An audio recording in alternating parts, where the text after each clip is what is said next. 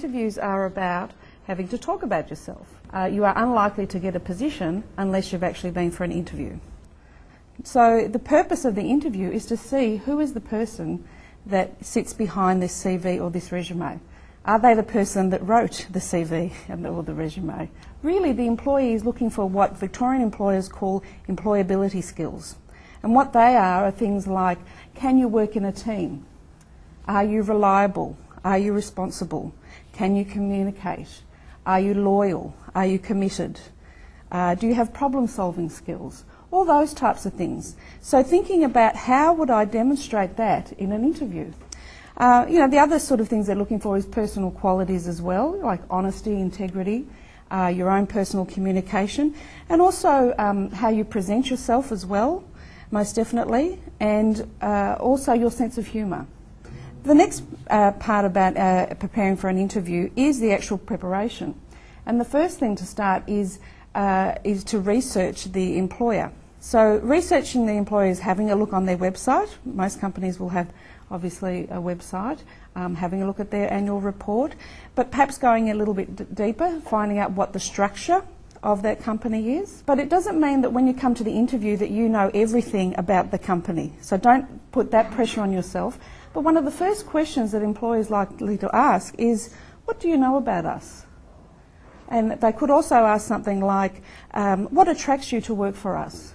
And that leads me to when you're in the actual interview, thinking about your own presentation style. Okay, it needs to be very much genuine. We can't be brilliant at everything. It would be nice, it would be great. But we can't be perfect at everything. So the answer to every question isn't, yes, I'm very good at that, I'm brilliant at that, I'm, a superstar. Because the chances are that will come across as very fake. And then the rest of your questions where you might have answered honestly, the employee is likely to think, well, they're not really being honest with me, they're telling me how great they are. That's not to say that you go the other way and talk about how you're not good at things, okay? It's, if there's areas that you feel that you're not particular, you haven't had experience in, you're not particularly good at, it's talking about them in a positive light.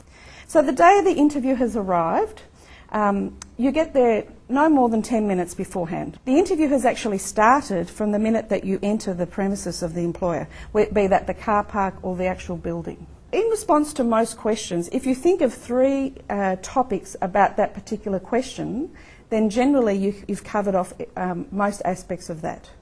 So in terms of tell me about yourself, you might want to talk about your experience, your qualification, and why you want the role. And the other thing that I'll leave you with is to be more solution focused in your approach. So if something's working, you keep doing it and you do more of it. And if something's not working for you, so if you're applying for jobs and you're getting interviews but you're not getting to the second interview and not getting a role, then you need to do something different.